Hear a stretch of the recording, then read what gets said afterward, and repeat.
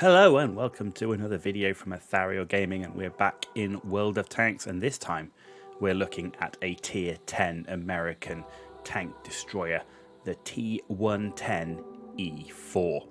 Now, the Battle Pass season is upon us, and the T110E4 is one of the bonus tanks, i.e. it can earn more Battle Pass points than any of the tanks, up to 1,000.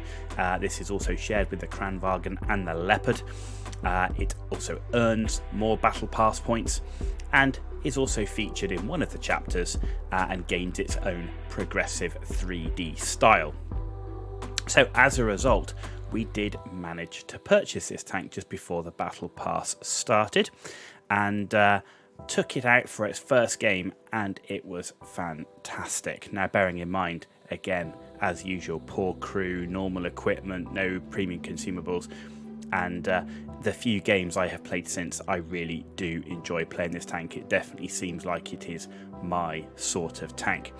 You can see it here. This is the third level of progressive style.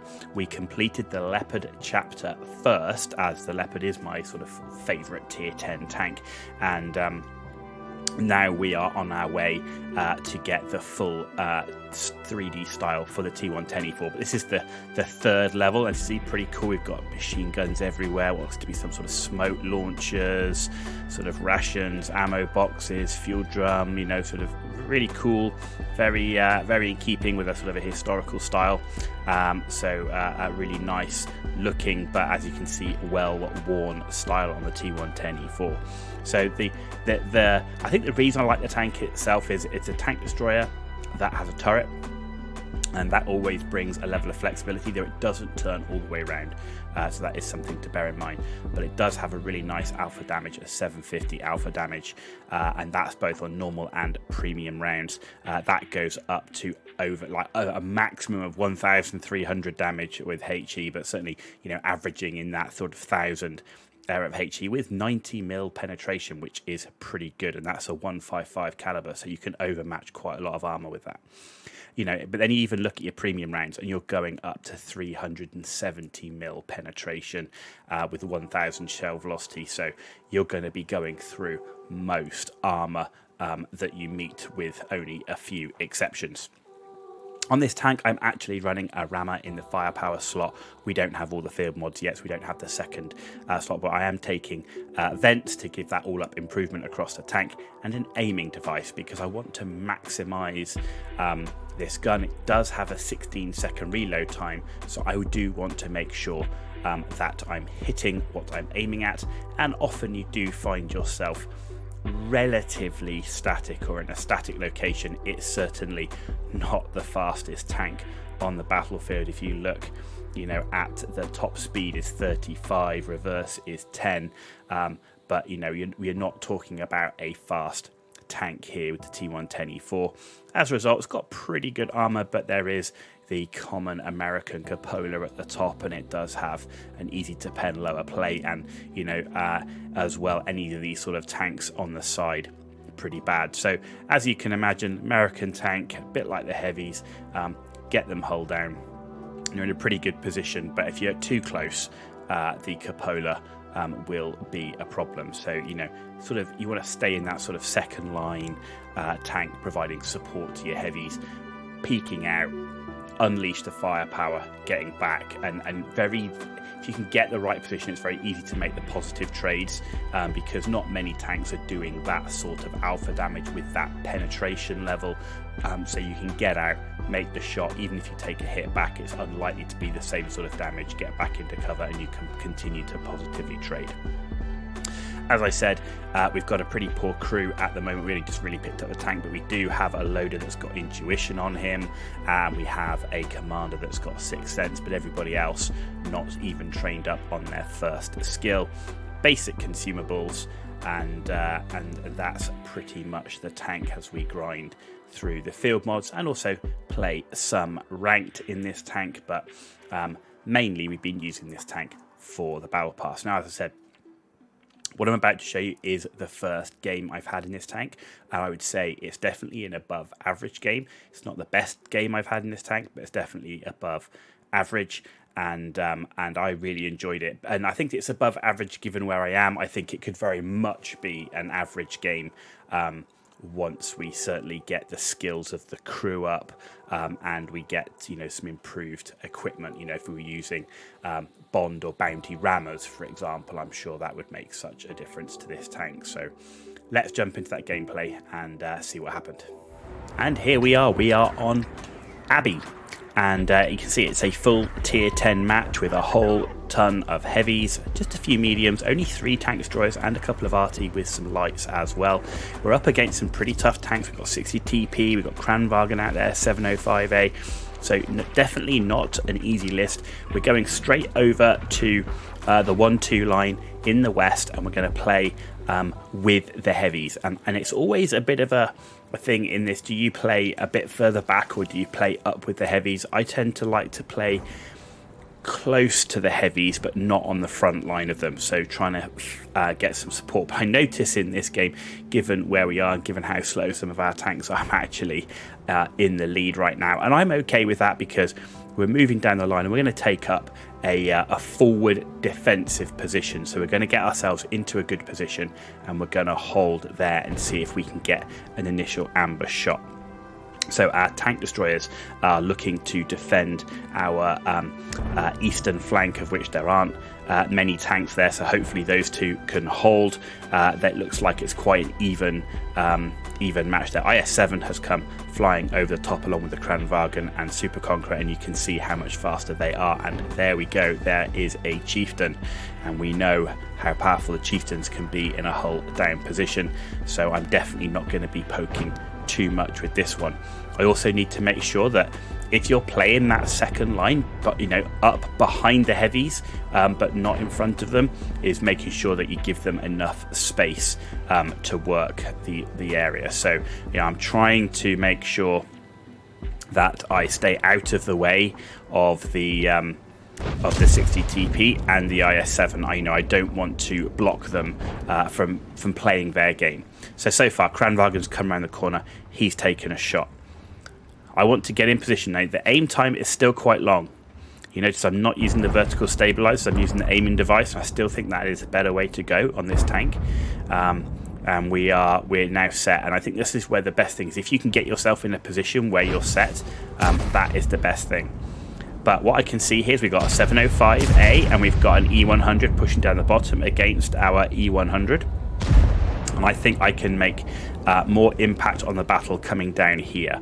The tanks are up against a little bit more in the open, so to speak. Particularly, I've switched to a premium round, and that's because we had the chieftain to deal with, but also because we can now get through the cheeks of that E100. The E100 using the small gun there, so he does get the shot on us.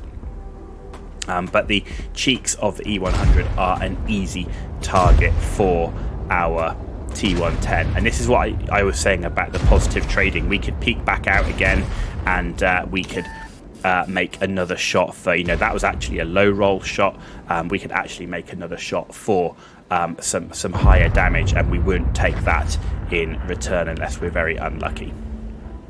So a mouse now duking it out with the 705, the E100. They've now also got support from a Kranvagen, so the mouse taking a bit of punishment, and unfortunately the location of the mouse means it's very difficult to get any shot. He's taken up this interesting side scraping position, but unfortunately he's actually blocking the rest of his team. He's pushed up and now he's dead. We can actually get a shot onto the turret of the E100 and say with our premium rounds, with that 370mm pen, there is no problem in going through that armor there.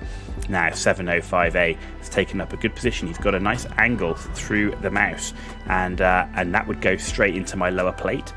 So at the moment I'm thinking, I don't want to go there. I think he's in a really good position.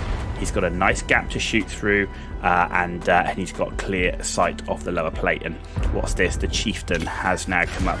RT is on us as well, and our slow speed does make us vulnerable to the RT. Now the chieftain, I've got to avoid hitting that turret. That turret will be the problem. But the Kranvagn has gone up. He's gone to finish Super Conqueror as well. Let's all go together. If we all go together, we can actually put the hurt onto the chieftain. And we're looking for him. And he decides to drop off the cliff. He knows it's game over. And so we leave him to fall off the cliff. The Super Conqueror makes a crazy mistake and drops off the edge. And at the moment, this game is not looking very positive. We're down 3,000 hit points. We're down 2 more tanks than the enemy. But I've managed to get round to the back, and oh my, this is a dream. T110E4, and we low roll him. But we are now getting the shots in behind. The Kranvagn has come as well. Hopefully he can finish off that 110E4. And he does not, which is a real shame. But we can still see the 705A, and we get a shot into him from behind. The 110E4 coming back now to defend. And this game is looking very rough indeed.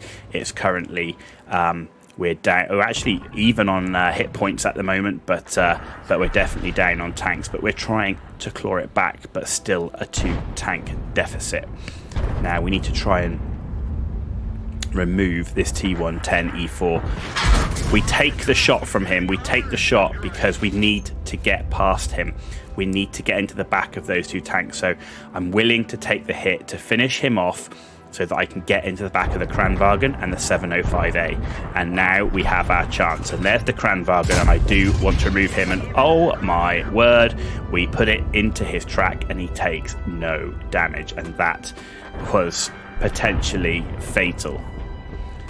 But our team are playing really hard, and we are making we're fighting for every hit point right now. We get another shot into that 705A. And we've got a nice crossfire here right now. The IS-7 and Kranvagn on one side, me on the other side. Can we get the shot into the back of the Kranvagn here? That would be a lovely shot, and boom. And look at the alpha damage we're able to put down. And just, you know, on the way round to this location, we'd only done 1,000 damage, and we're already now up to 4,000 damage. We have been spamming the premium shells, but when you're up against things like chieftains, Kranvagns, you know, if you want to go through those E100 turrets and so on, 705A, these are big, heavy armored tanks, and you've got to make every shot count. If you miss the shot, or you don't penetrate the shot, it is a really difficult situation because of the long reload time. Now, the chieftain has gone over and is fighting with our Jagdpanzer E100. There's a 60 TP there as well, and I don't fancy the poor Jagdpanzer's chances, though he has already got 3 kills. Now, can we come up and support? So the plan now is IS-7, Kranvagn, we're all sticking together, and I need them to stay with me because of that long reload. If you get isolated on a 16-second reload time, it's a major problem. But the IS-7 makes a good shot and is able to finish off the 60 TP. And we are now all rushing down, and unfortunately the artillery finishes off the Jagdpanzer E100. Right, so, and this is where you can see one of the issues with the tank, and I still, don't get me wrong, I love this tank. One of the issues with the tank is in the end game, when you have situations like this, the speed can be crippling. It can be crippling in terms of finishing off those last few weak tanks to get that last amount of damage, which is particularly impactful in something like ranked, where every bit of damage counts. But also in terms of being able to respond and have the mobility on the battlefield during that end game. So I'm trying to find myself a position where I can take the shortest path and cover as much of the map as possible, so I can minimize the movement. So we've come across the middle. I want to try and stick within a reasonable range of my IS-7 and Kranvagn. We would need to support each other. It's no good one spotting and then dying and us not able to return fire. So IS-7 looks like he's going off to find the artillery, but we're both going off to find the cap, and I'm trying to support him as much as possible. So none of us know where the artillery is. There's a light tank out there, and the chieftain is still out there, and that is the one that we are most cautious of. So we're taking it very, very cautiously at the moment, and you can see, even though with that, you know, our speed, we are in that sort of 30 kilometers an hour, and it looks like the artillery may have gone down to the bottom corner, and the T110E4, who died earlier in the games, indicating that we capture the base. And it says Jagdpanzer E100 there. You know, he's obviously he was taken out by the artillery earlier on. Now what we've done is we do have intuition. We've switched to high explosive. The artillery we can pen with high explosive. The T100 we can pen with high explosive. If I come up against a chieftain who goes hull down, then we're going to need the high explosive, and we're a big enough caliber we can actually make something of it. Right, there goes the T100 LT. We take our position in the cap circle. Now we're doing this because we're trying to force the enemy to come to us. If you're in the cap, they have to make the play. They have to make the play to come towards us. And because we started capping before them, I think that is definitely doable. And we are capping that now. And I've got the IS-7 covering the 8 line. And there we go. There's the artillery, of which the IS-7 has been able to spot. And he is now putting some firepower now into the artillery. We are holding our position on the enemy base. The aim here is we're going to cap it out if we can. We do have the numbers advantage, but the time is running away from us, and that chieftain is still a dangerous opponent. So it's very important here. You know, I'm covering that area there because I thought that's where the chieftain might come to try and get an angle on us. He doesn't, and the chieftain comes round the corner and he kills the IS-7, showing how dangerous he is, and certainly not certainly a good player. But I've got HE loaded. He's got next to no armor at all left, or HP left at all, and there he is, and we have got a HE loaded. We can't pen his turret, but there you go. High explosive into the turret with a caliber of a 155 shell does enough damage that we finish off the chieftain in that hull down position. We didn't need to pen him, we just needed to hit him. And the Kranwagen now able to come round, get a position onto the 261, and I still have more than enough time to cap the base. The artillery is going to fire random shells onto the cap to try and decap it, but I'm convinced that the Kranwagen will be able to come around, put pressure on him, but I'm going to stay here and cap with 50 HP. With 50 HP, the arty only has to splash me and I will be dead.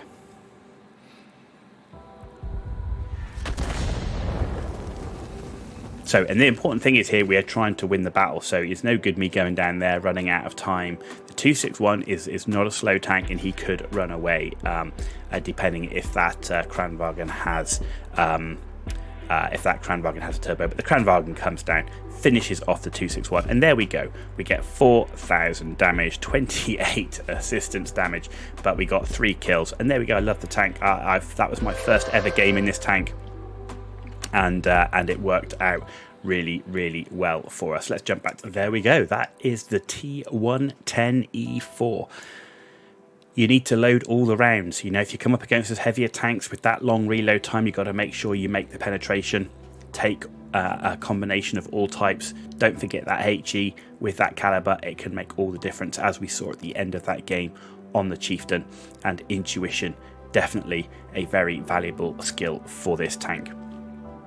Well, I hope you enjoyed the gameplay. I certainly did. That was my first ever game in the T110E4. As I said, that's a bit of an above average game for me, but this tank does put out quite a bit of damage if you can get in the right location, if you can trade well that big alpha damage. And these sort of big alpha damage tanks, I think, are definitely, from a heavy perspective, work for me.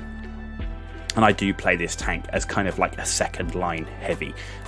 So the armor's not bad, but that cupola and the lower plate can get you caught out quite quickly, especially as well if you get caught from the side. It's big, it's high, flat sides, very easy to get caught out.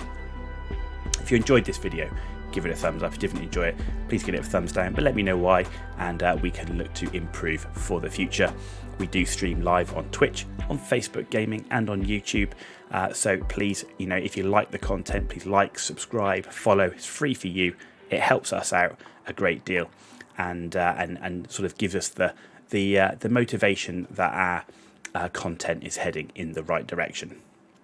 You've been watching Ethereal Gaming, and I'll see you on the battlefield.